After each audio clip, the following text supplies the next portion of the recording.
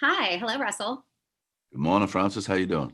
Well, I'm it's doing. probably not morning where you are. Where are you actually at the moment? I am actually in Florida, crazy Florida right now. So it is around 7:30 in the evening. How are things going there? Things they're going okay. I mean, I'm sure you don't really keep up with Florida news, but we are a very hot spot for the coronavirus. So Mhm. just trying to live day by day and, stay safe and healthy. How about you? How are things in Australia? Well, I live in a pretty isolated situation down here. The area, the wider area where I live, we haven't had a coronavirus case now for coming up on 100 days. That's So fantastic. everything's chilled out up here at the moment. But I'm already, we're isolated, but we're already isolated. You know what I mean? Yeah, So I'm, but that I'm you're doing it right. Obviously, if it's been 100 days without any issues. Yeah, and that's just in the area that I live in, Sydney, which is the big city, which is about 6 hours south of here by car. They're Okay. still having some problems there, and even further south in the state of Victoria and the city of Melbourne, things are not looking so great right there at the moment. But Yeah, it tends to I be hope the things get very better for Florida. metropolitan spots, the hot spots, those are the big cities. New York City, Miami here in Florida. Those are the ones that are having issues. But I'm glad to hear that you're safe and healthy and Well, a couple of months ago, or more than a couple of in November, we got hit with a massive bushfire here. yeah. So at that point in time, everybody's saying to me, "Why do you live in the bush? That's so dangerous," you know. And 7 or 8 months later, with the coronavirus situation, everybody's saying to me, "Oh my God, you're so lucky living in the bush I'm because you're sure. isolated." You know. I mean, the photographs were devastating. I'm glad to see you're okay. I know you have a couple teenage boys. Are you able to spend some more time since the world is kind of shut down a little bit right now with them? Yeah, well, initially, the both of them chose to isolate in the big city because of their access to Uber Eats, which Got is it. it was a blow to my patriarchal spirit, but I got over it. Yes. But since then, things have shifted and whatever, and they've both been up here for a while. One of them's actually living up here at the moment, which is just fantastic for me. And Oh, he's changed the way he does his schooling, so he's got more flexibility to be where his dad is. So I'm really happy about that. well, that's great. So, I want to obviously formally introduce you to our listeners. I'm with Real Radio 92.1. We are a hot talk station, no music, I just talk. I'm on a show called The Penthouse with two guys. I'm the token girl. It's all about gambling, sports, life, current events, and of course, keeping up to date with movies and film and music. And you are probably the biggest star we have had on our radio station. I mean, we are talking about Academy Award winner.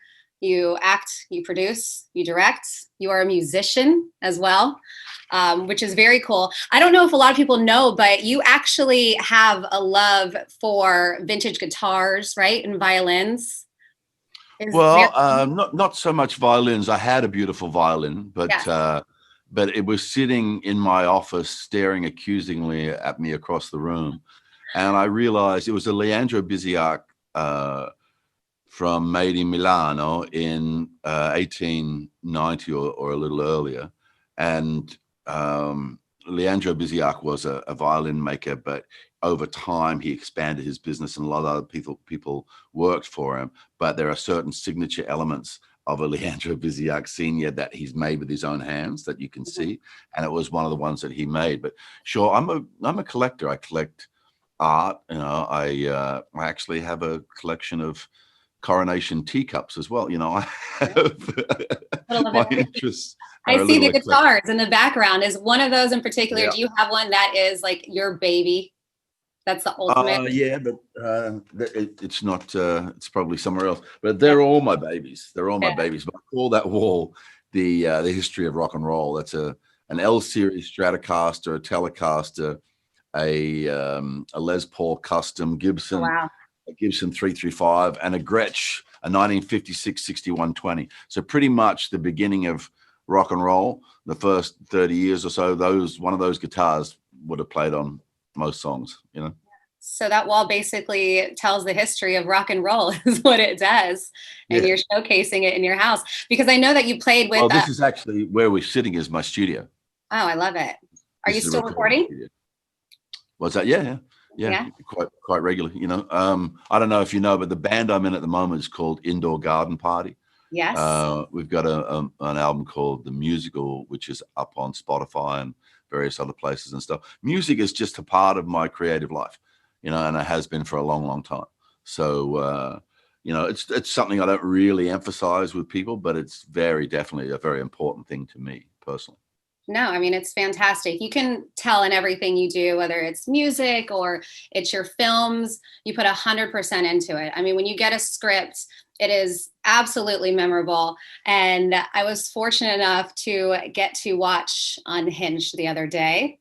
And I must say, you gave me goosebumps. Your character was You're so welcome.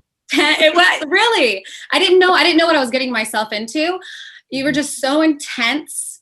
You played, I'm not going to give away the movie, but basically a broken man who got dealt some really terrible cards, had a really bad day, and you took that character and you convinced me that you were the man. And I did read somewhere that at first, when you read the script, and tell me if it's true or not, you're kind of like, I don't know about this, just because it Mhm. was just so intense. So, what made you decide, yes, this is a role I want to do? Well, you're right. When I read it, I kind of felt really uncomfortable. I felt a little sick actually after I'd read it. I didn't enjoy the experience at all. So my instinct was to say no. But I happened to be in LA at the time, and obviously I got a lot of friends in the business and people come and drop in, say good day. And, what are you reading? What are you looking at? What are you working on? And I found myself telling the story of that script that I'd pre-decided I wasn't going to do. Yeah. But every time I told it, I would distill it a little bit more. And then I kind of ended up getting an arrowhead on it. And I started to see it from a different perspective. And the thing that I was reacting to was I was fearful about what the script was discussing. And then I realized that fear was coming because the chances of this story happening are very, very high right now. And so that was the truth. And I was sort of kind of being repelled by it. But then I realized that, in my job, the job that I do, it's just that's exactly the job I should be doing. If it's giving me such a visceral reaction, Yeah. then that the truth, the subject matter of that film is something that obviously needs to be out there. We've got a big conversation to be had with what's going on at the moment. There's a lot of serious things around us. We're all surrounded by very unusual pressures, but we seem to be drawn into the argument so very easily. And I'm just sort of wondering if the argument itself isn't the problem. Maybe we need to sort of take a few steps back on everything we do and have a little pause and consideration about how we deal with each other, how we respond, whether it's on social media, or whether it's face to face, and I think these last few months, we've been seeing a lot of very extreme and extraordinary behavior. And hopefully, because we're all starting to see it and realize it, hopefully that leads to a different way of dealing with each other as we go forward.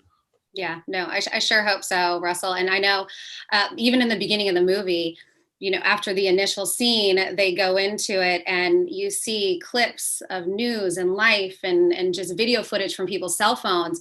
And it really just in those few moments, you realize, once you start watching the movie, what created your character, the man. I mean, it's just so much hype and craziness. And yes, there's so much positivity in the world, but unfortunately, all the bad stuff it's highlighted, it's showcased. And whether it's getting a divorce, losing your job, whatever it is, even as insanely intense as your character was, it is absolutely something that has happened and can happen. And But I'm unfortunately, sure in your career and in your life, because we're all the same in this regard, you've had high points and you've had low points. You've probably gone through, and I'd only be guessing, but I'd say to get to the situation you're in now, you've done a lot of crap jobs. You've built up slowly. You got to the point where you're now here doing the show, dominating the two men, of course, obviously. Oh, you know me so well. You listen, don't you?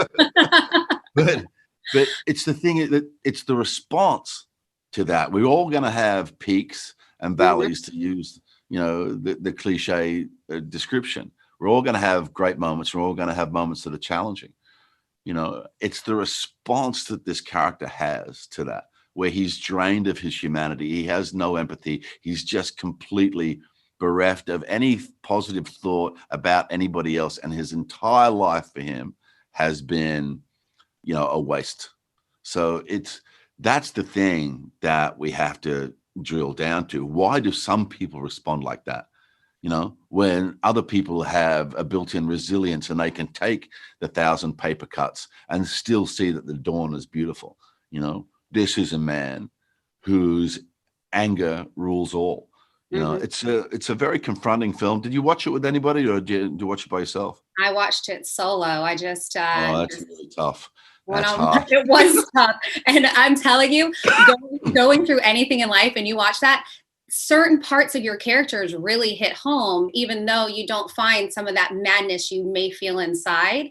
Whether going through a divorce, which I have, or whatever it is, people will look at it and be like, yeah, he is definitely the villain in this movie. But there's parts of you that I think people who don't have that rage and killer instinct that, just happened out of just snapping, they can still find something in your character that they can resonate with.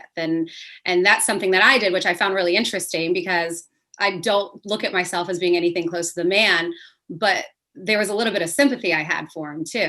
Which really, that's interesting. Fantastic. Yeah, but that shows how well that you did with the movie. But yes, it was very disturbing watching it by myself. When I'm sitting there and I have goosebumps and I'm looking around trying to see if somebody can hold me. Yeah, it's definitely a film you want at least one partner in crime. Yes. You got to have somebody to go, what the fuck? Yeah. I had dogs. That's basically what I had. I had my 2 dogs cuddled up next to me, and they're like, what are you watching? But no, I mean, even Karen Pistorius, who plays Rachel, did a phenomenal job. The chemistry, and when you think chemistry between people, you think, romantic chemistry in a movie, but you two worked together. It was just so realistic. She was so good at her part.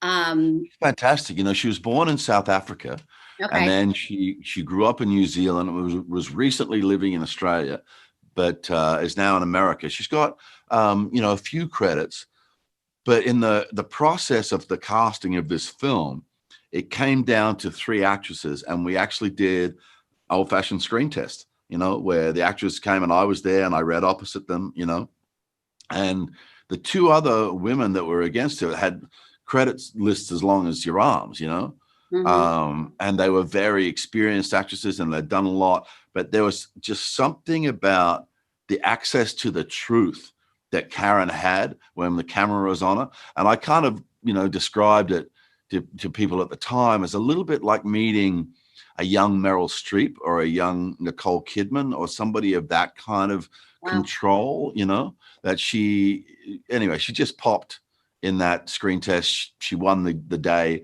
and I think she's given a career beginning performance. I mean, she's basically created a career for herself with the strength of her work. It's fantastic. Yeah, well, you both definitely won the day with Unhinged. I absolutely appreciate your time. I know that it's going to theaters. One of the first movies actually going to be in theaters as of August 21st. Russell Crowe, it was an absolute pleasure for me, and I'm sure for all the listeners on Real Radio 92.1. Thank you so much for your time, and best of luck with everything. Please stay healthy and stay safe. Thanks very much. Stay safe. All right, take care.